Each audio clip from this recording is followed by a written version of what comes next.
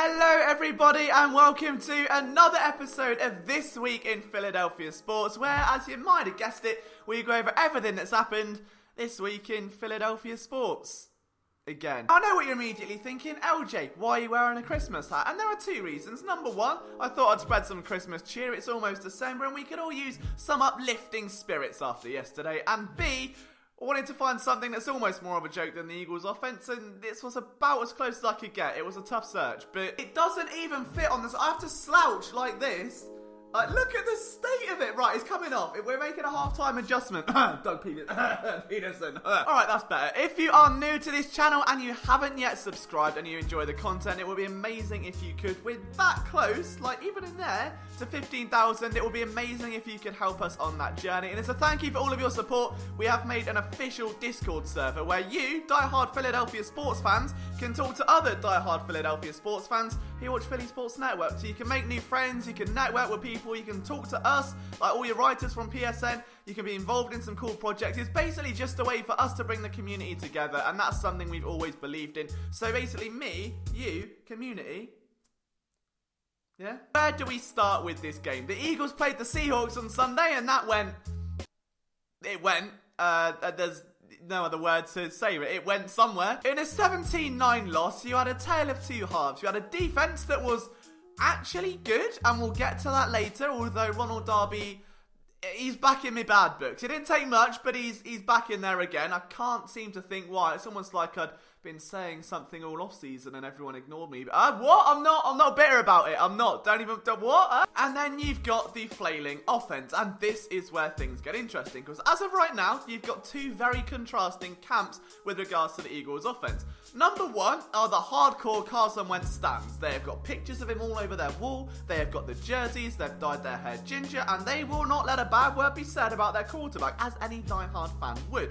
The problem is, though, you can kind of go through midnight green tinted glasses. Hey, Carson's without Lane Johnson, he was without Brooks, he was without Aggie, and he was without Jeffrey, who were doing great before. In what? He was without Jordan Howard, and Mike Grove needs to be fired. Therefore, it can't all be put on Carson Wentz. Look at Dak Prescott and how he's got help, and he's very good, and Carson Wentz doesn't have help, and he's not very good. Fair enough. Then you've got the Carson Wentz critics who have pictures of Nick Foles all over their wall and who are very, very adamant that for whatever reason Carson Wentz isn't the guy and he's bad and overvalued and blah, blah, blah. In reality, it's a little bit of column A, little bit of column B. This was by far one of the worst games I have ever seen from Carson Wentz. And I'm not just saying that to be dramatic, I'm British, alright? That's not in my nature. I'm much more passive aggression, self-deprecation. But this was bad, alright? It was just flat out ugly from Carson Wentz. From a quarterbacking perspective, take away the lack of receiving help, take away the offensive line and the running back, and just focus on what happens when the ball is in his hands, when he's dropping back in the pocket. It was bad. He's coughing up more times than me when I get man flu, which has long been a thing. Again, something I've, almost preached about for a while and get slaughtered. What? No, what? You said what? Missing open receivers, he's trying to force it down the field too much, and ultimately, it's kind of hurting this offense a bit right now, and it's only happened a few times in his career. Normally, he's a great quarterback, he's able to scan through his reads very cleanly, and his pocket presence generally keeps him out of trouble. But what we're seeing now with this lack of help is very reminiscent of what we saw against the Saints in 2018, which is abysmal. Of playing Madden and just going 4 verticals every day because you conceded a touchdown on kickoff in the first quarter. Standing in the pocket too long, he's kind of doing this thing where when he gets tackled, he's just launching the ball out to try and get it away from him, which ends in fumbles. All sorts of setbacks, but a lot of it does stem from the quarterback, and for once this can't be ignored. And I used this argument on Twitter the other day, where if you've got a car that has a broken handbrake, the engine splutters, the steering wheel doesn't work properly, the seatbelts don't click, and the radio only tunes into classic FM, but you drive that car headfirst into a wall knowing fully well the wall is there and do nothing to evade it, it's on you and not the terrible car, You can only get so far with that. Whoa, we're interrupting this broadcast to bring you a special message that hasn't ruined my video because it's come mid-recording so I can get to it and it not be irrelevant. The Eagles have released Jordan Matthews 2 weeks after signing him. The analogies of my love life being exactly like Jordan Matthews and the Eagles are relevant again because he's been released again. I mean, even the group chat's having a go. This move is a little bit confusing considering that he was actually more productive than Mac Hollins. And he had 3 receptions for 27 yards against the Seahawks. But to me, it's probably more of a sign that both Olshon and Nelly are close to being back, which is, I guess, good news. But more importantly, that Greg Ward may have done enough to stick on the 53-man roster to the end of the season. He made a real impact in his first proper game as an Eagle. 40 receiving yards against the Seahawks, and one of the only real receiver targets that Carson Wentz could lean on. So, in a way, I suppose you'd kind of favour it. What I don't get, though, and what I really don't get, is why you would bring back Jordan Matthews if you could have just brought Greg Ward up anyway. Like, why did you have to bring Matthews back if you knew you could bring Greg Ward up and probably intended to anyway? Like, why wouldn't you explore that first? Hungry and you want a sandwich, you go to the fridge and see what you've got, not walk to the supermarket because, oh, I forgot we had bread. And it also doesn't really paint the best picture of the front office and the coaching staff being on the same page, does it? That's 5 players that have been cut literally the day after playing a substantial amount of snaps in a game. Doesn't sit well. I mean, there's a disagreement there. Someone's not happy with someone else. I don't get it, lads. I don't get it. All we really know is that my love life just is Jordan Matthews and the Eagles. And for the sake of his own sanity, I kind of hope they don't keep bringing him back, because they're just leading him on to drop him down, and it's not fair. But if it does mean Greg Ward gets more playing time, I can kind of see it. But to counter that, before anyone shouts at me about Carson Wentz, he has had a total lack of help. I don't understand what's going on play calling wise, why Dallas Goedert is used as a lead blocker in every snap he ever plays ever now. Like, cool, it worked against the Patriots because Baltimore did it. Seattle worked it out after about 3 plays, and that, I think, is ultimately what caused that Miles Sanders fumble when Wentz looked like he was handing it off, and then it went bobbled around like a soccer ball all the way down the other end. It was disgusting. But you know what wasn't an absolute disappointment? Philly Sports Network merch still in a few days' time. We will officially have ugly Christmas sweaters for PSN, so you can get festive and you can still be looking like you're dripping during the winter season. It's everything you could want. If you want to walk around and go, oh my god, he's in a Philly Sports Network shirt, oh my god, he's in a Philly Sports Network hoodie, and be friends, this is your time to do it, alright? We make them as cheap as possible. So, if you want to look good, if you want to be part of the PSN season, now's your time. So play calling was bad. You've got Brandon Brooks, who I just wanted to shout out for being an absolute role model. On a total serious note, to come out and say, hey, I missed that game, my anxiety came back. Like, he is probably the best at his position in the entire world, and showing that mental health affects everyone. And he's not going to hide from it, and he's not going to let it define him. And to, you know, if you have anxiety, to come out and say, I have anxiety and it stopped me doing my job, to everyone in the world, that would give you, like, all sorts of... To come over, that's huge for Brandon Brooks. Like, you won't find a more inspirational person. So, I don't care he missed the game. Like, all of that aside, what really matters is his mental health. Fair play to Brandon Brooks. Like, could not be a more incredible role model for young fans and people who grow up, who suffer with battles of mental health. But this, aside from Brandon Brooks, brings me on to my most passionate topic of the day, and it's something that has really ground my gears, and it's all tied together. It's going to be fun. Strap yourselves in. It was announced that Lane Johnson would be out of the game due to getting his noggin knocked the other week and suffering a concussion. It was assumed that Halapoulivaati Vaitai, who struggled at right tackle the week before, would now play there again. But no! Doug Peterson had a grand idea. He was going to start Andre Dillard at right tackle, and I didn't get this move at all. Long-term benefits, I'd said in the podcast earlier this week, I spoke with Mike Kay, although I disagreed, was that, hey, he learns another position, he becomes valuable in the long run, you've got a bit more versatility with Vaitai and Pryor as your backups, you don't need to throw him to the Lions. However, when your first round pick, who you have protected all year and tried to redshirt this year, to take a kind of a mental year, a year on the sidelines to watch and learn from one of the greatest left tackles of all time, and you put him into a game at left tackle and he holds his own, brilliant. When that left tackle comes out and says, hey, do you know what? Playing right tackle, a spot I've never played in my life before, it's like writing an essay with your left hand when you're right-handed. That should sound alarm bells. It should absolutely sound alarm bells. For whatever reason, it didn't. They continued to play him at right tackle. He gave away pass sets so damn obvious. I mean, I'll give you an example. Don't worry. Okay, just hear me out here. As an offense... Oh, see, I'm too tall for the camera, lad. Sorry. As an offensive lineman, yeah?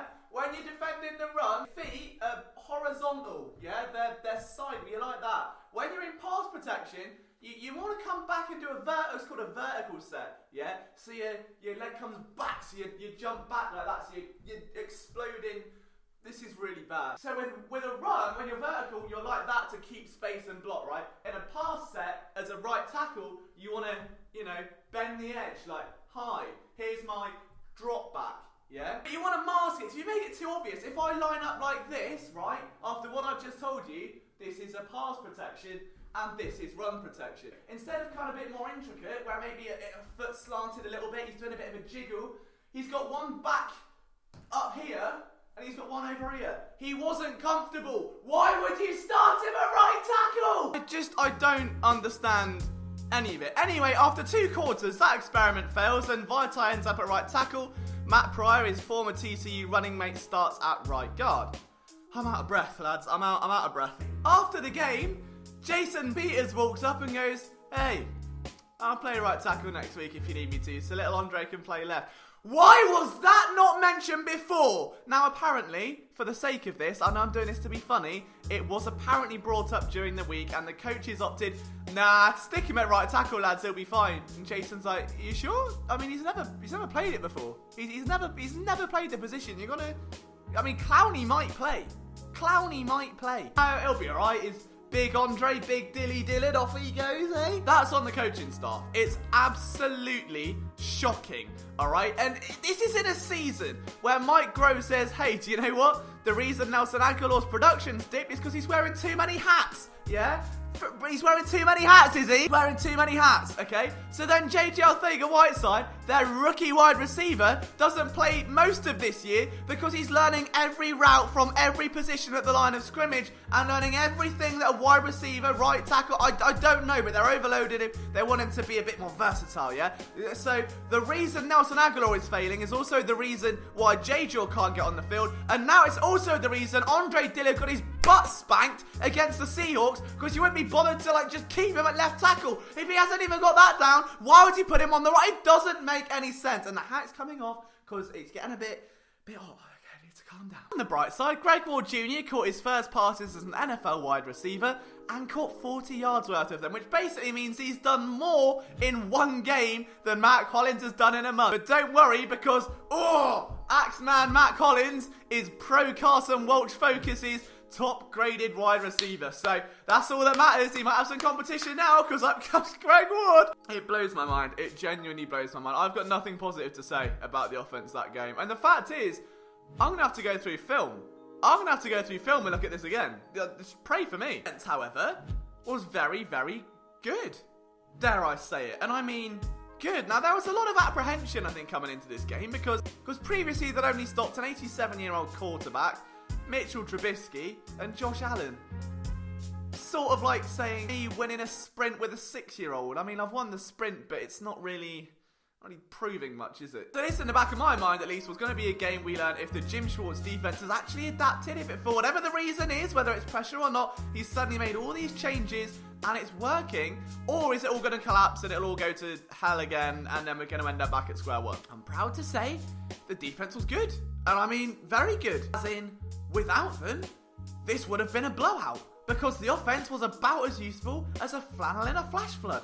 It was disgraceful. And the defense, bless their little hearts, would get a sack. They'd get a 3-and-out. Malcolm Jenkins had about 18 sacks, 4 forced fumbles, 2 tackles for a loss, an interception, probably 3 offensive touchdowns, called the plays. There's not much he didn't do, let's be honest. So they'd get the ball back, they'd get great field position, and then the offense would turn it over. But don't worry, because Rodney McLeod will intercept it, and then the offense will turn it over. And then don't worry though, because Nate Gary's going to actually make a play in pass coverage and give you the...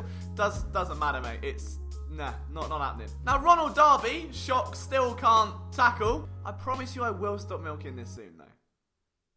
Jalen Mills has been playing very well. Probably the best I've ever seen Jalen Mills play, which is a huge testament, a huge compliment to him. And for someone that's obviously fighting for his contractual future, great. This is excellent. I mean, the secondary looks good. Nigel Bradham's back. He led the team in tackles in his return. Malcolm Jenkins was great. The defensive line was good. Brandon Graham played with hustle. And you know what? That's the one biggest takeaway. It doesn't matter how many times the offense would vomit the ball back up. You're just kind of force-feeding someone and go, like, it doesn't matter how many times the offense did that. the defense still played with that same intensity. So fair play to Jim Schwartz, to everyone on defense. You guys are off the hook this week. On to the 11-5 76ers, who are only 2 games off the Bucks at the top of the Eastern Conference. A crowded Eastern Conference at that, though.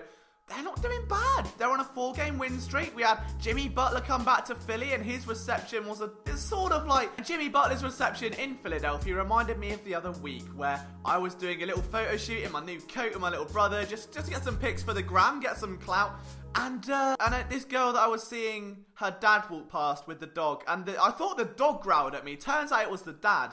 So it was like that. But you'd think revenge game, Philly, Miami, Jimmy Butler, but oh no, it was Josh Richardson who set the court on fire. He went on an absolute tear during the 3rd quarter. The Sixers then overthrew the Spurs. It's all going well so far, but I swear to God, if Fred VanVleet does anything in tonight's game, I won't be held responsible. Flyers are 11-7-5. It's been a little bit wobbly, a little bit disappointing, but oh, what's that? Is it getting a bit nippy? Getting a bit cold? Guess you could say it's getting frosty. Morgan Frost was called up by the Flyers, gets his first goal, looks great. Don't know why he was sent down to Lehigh Valley to begin with, but here we are, and here he is doing bits with the hockey stick. So fair play to him. It was good to see Morgan really putting some ice on that fire, but they got engulfed by the flames, so there's too many puns. As for the Phillies and the Union, they are doing nothing right now, but the Phillies winter meetings are coming up. The MLB winter meetings. Will the Phillies go and get Didi Gregorius? I think that's his name. Will the Phillies go and get Robbie Ray? I know that's his name. Phillies make a trade? No, I didn't have a name. They've brought on Joe Dillon, which is cool. I know bits about him from our article at phillysportsnetwork.com. Guys, if you enjoy this sort of content, please make sure you leave a like and hit that subscribe button. Don't forget, if you want your daily injection of Philadelphia sports content, you've got me on the YouTube channel, or you've got me and literally 30 writers at phillysportsnetwork.com. Alright, so go and have a look, see what we're writing, see what we're talking about, add it to your daily schedule. I promise you it's not that bad. And if you could join our Discord server, say hello and have a little chat, that'd be brilliant. I hope to connect as many of you together as possible in a big mesh sit wheel route for all 22 analysts out there. From myself, Liam Jenkins, my Twitter is @LiamJenkinsPSN. See you soon.